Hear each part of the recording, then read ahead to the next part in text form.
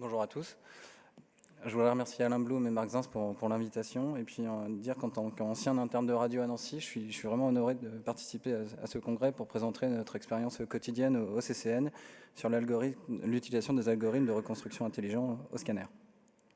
Un bref petit historique sur le scan. On a tous connu la FBP, qui était le gold standard. C'était robuste, c'était rapide, c'était extra, mais c'était au prix d'une irradiation qui était quand même conséquente. Et quand on décroissait la dose, on obtenait des images qui étaient assez bruitées, difficiles à interpréter. Ensuite, il y a eu une deuxième ère qui est apparue avec les reconstructions itératives à partir de 2008 à peu près, où là on pouvait décroître énormément la qualité, l'irradiation de votre scanner, tout en maintenant une qualité image satisfaisante. Il y avait juste une texture un petit peu différente, un petit peu plus plastique qu'il fallait appréhender et qui était un petit peu difficile. Et la nouvelle ère qui est en train d'apparaître maintenant, c'est l'utilisation du deep learning, où on utilise un réseau neuronal et on retrouve une image de qualité plus naturelle, et encore, on essaye de décroître la dose. Donc voilà l'image qu'on connaît tous, le FVP, l'ASIR, et puis donc les images qu'on va obtenir maintenant en deep learning. Comment ça marche ? Tout ça, on a déjà entendu parler, c'est une espèce de black box dans laquelle il y a un réseau neuronal qui va être implémenté par différents modèles, donc des modèles de patients, de bruit, des données physiques ou des types de scanners, et c'est également implémenté par des données de physiciens et des radiologues. Ça crée un produit qui analyse donc vos données scanographiques brutes et vous donne immédiatement donc vos images en reconstruction dénoisée. L'unité de base de vos images, en fait, c'est une tuile. Cette tuile, en fait, elle va être analysée par un réseau neuronal et plusieurs neurones vont constituer une couche neuronale qui va permettre de coder une caractéristique de votre image. Voilà les exemples. Scanner abdominopelvien standard, un patient de 53 ans, reconstruction en ASIR-V. On reconnaît toute cette image un peu donc, plastique, un peu bruitée qu'on avait sur la ASIR-V. Et dès que vous utilisez votre algorithme de deep learning, vous retrouvez une image qui est plus agréable à l'œil, moins bruitée, avec une bonne analyse de vos structures et de vos viscérales ou des vaisseaux. C'est un exemple, c'est une récidive d'un cancer vésical chez un homme de 86 ans. Je vous ai mis ici en axial et en coronal la récidive tumorale sur l'ASIR-V. Je vous mets ici en deep learning. On retrouve donc une image qui est beaucoup plus facile à lire, plus agréable, moins bruitée. On ne perd pas d'informations. Et là, vous voyez, sur cette phase juste portale, on avait une dose qui était quand même déjà bien réduite. Vous ne pouvez pas voir, c'est trop petit, mais c'est le même fenêtrage.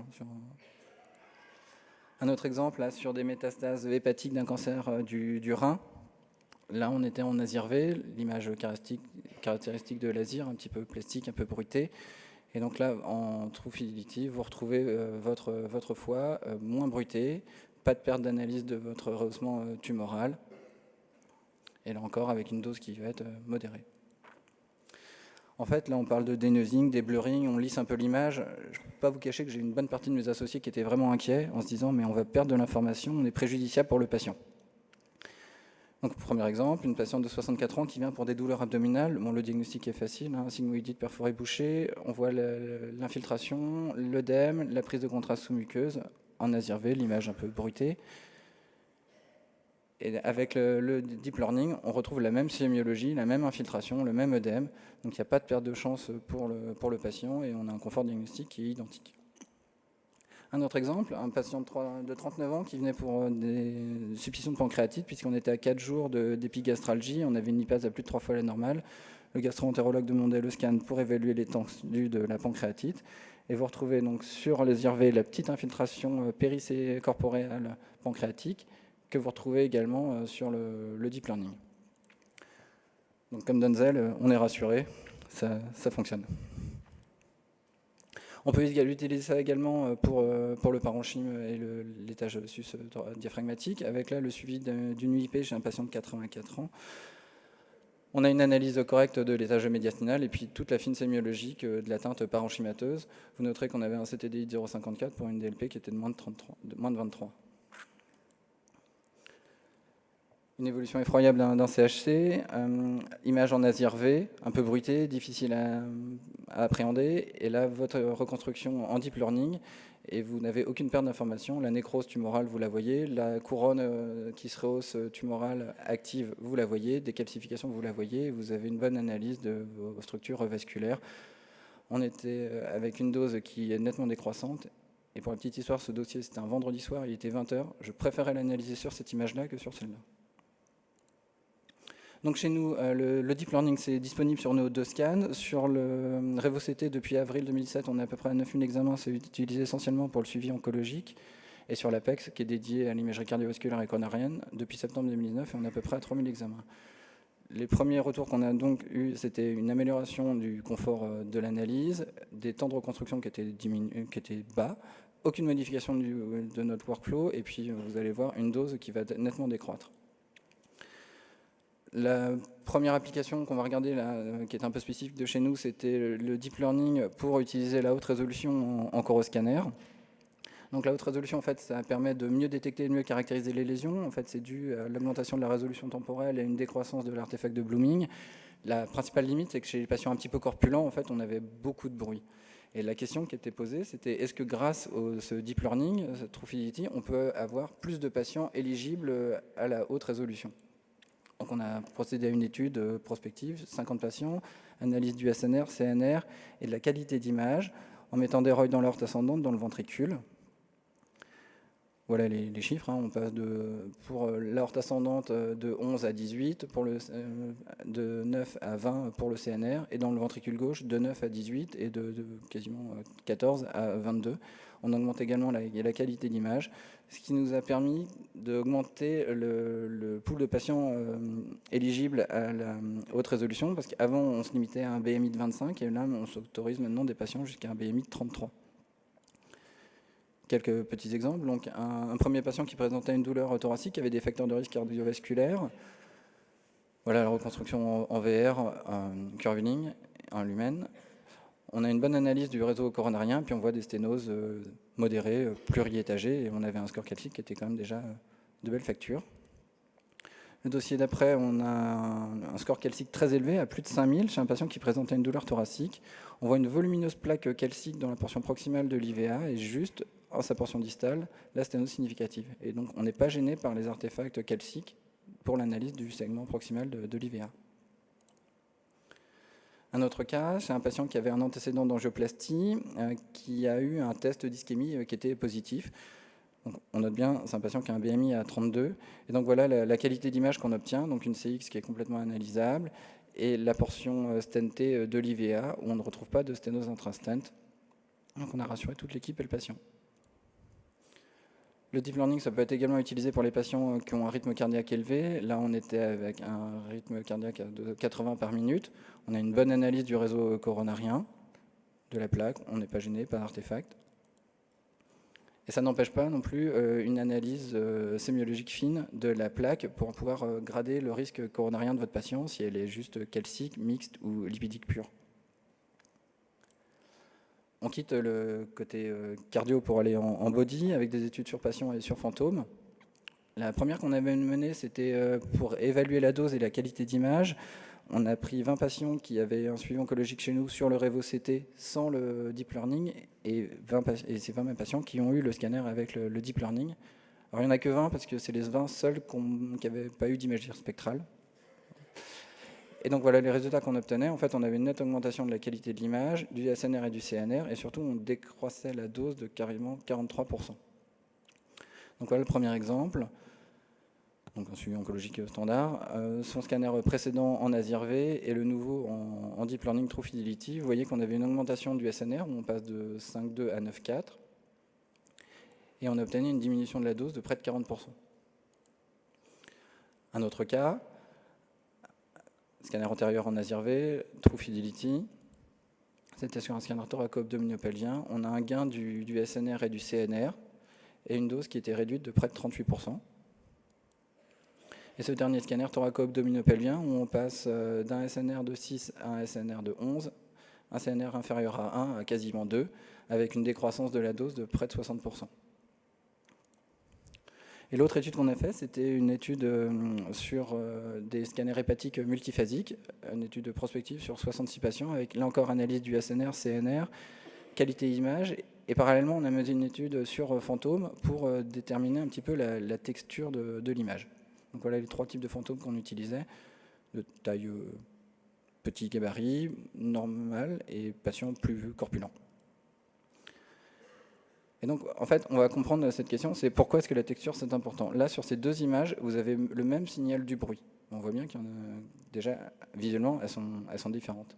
Sur ces mêmes images, on a mis la même lésion qui a le même signal. Donc, on est tous d'accord qu'on a le même SNR, mais la détection de cette image ici, et de cette lésion, est bien plus facile ici que là, parce qu'en fait, c'est pas juste une question de bruit ou de densité de la lésion, il y a un autre paramètre qui est important, c'est la texture de l'image. Voilà les résultats qu'on avait donc sur nos patients, l'augmentation du SNR et du CNR, quel que soit le kilovoltage qu'on avait utilisé. Et sur notre étude en fantôme, on avait une réduction de bruit de près de 80%. Là, je vous ai mis ici les courbes de NPS. Alors, il y a 2 paramètres à analyser sur cette courbe. On a choisi celle de 80 kV. Ce qu'il faut regarder, c'est l'air sous la courbe qui va représenter l'amplitude du bruit. Donc, vous voyez, la courbe FBP à 80 kV, donc bas kilovoltage, présente beaucoup de bruit, tandis que l'ASIR et le True Fidelity en ont moins.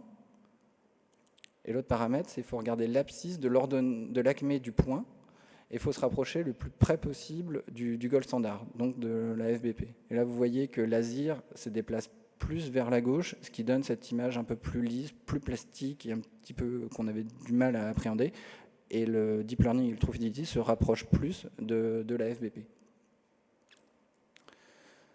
Donc, pour conclure, pour nous, que ce soit le RevoCT ou le True Fidelity, l'algorithme, ça a permis une nette augmentation de la qualité de l'image, avec une réduction de dose, ce qui est important pour les suivis oncologiques ou les diagnostics sur des pathologies bénignes des patients jeunes.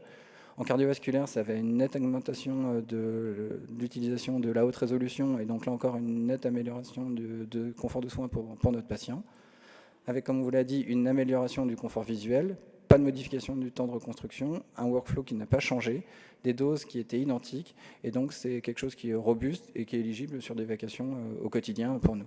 Et donc on pense que c'est vraiment un gap technologique et on espère que tout le monde pourra en profiter. Je tiens à remercier toute l'équipe du CCN avec qui j'ai travaillé, donc mes collègues en cardiovasculaire, Laurent Macron, Jean-Louis Sablerol et Jacques Feignoux, et sur l'équipe oncologie avec Pascal, Vincent et l'équipe de GE. Je vous remercie.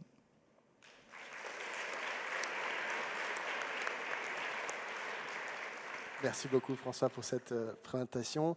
Est-ce qu'il y a des questions dans la salle? Ah, il y a une question. C'est Fabien Langer. Merci beaucoup pour la présentation, c'était très impressionnant.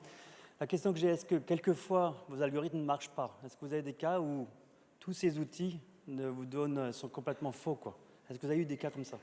Alors, il y a eu des cas où il y a eu un espèce d'aspect un peu grillagé, enfin où l'algorithme n'a pas fonctionné, effectivement. Et donc là, on a renvoyé les images à Milwaukee. Ils ont post-traité et c'est revenu. Mais ça, c'était au début surtout de l'installation du soft, enfin de la mise en place du soft. En fait, il faudrait, si c'est une black box, il faudrait avoir quelquefois on dit voilà, l'algorithme n'a pas marché et puis je ne peux pas les utiliser, quoi. Non, et en fait, je crois qu'il a marché, je ne peux pas vous dire le nombre de fois, mais c'était les quelques faibles fois où il a fonctionné, enfin il a dysfonctionné, c'était juste au début de l'installation. Donc on l'a eu en avril dernier, donc tout début d'avril, il y a eu quelques couacs. Mais on n'a pas réussi à comprendre si c'était parce qu'il y avait un problème de manipulation à la configuration. Mais après, depuis cet été, il n'y a pas eu un seul couac sur l'utilisation. C'est assez robuste. Et sur des vacations de scanner, entre 60 et 70 scans par jour. Enfin, c'est... Une autre question? Il y a une autre question peut-être?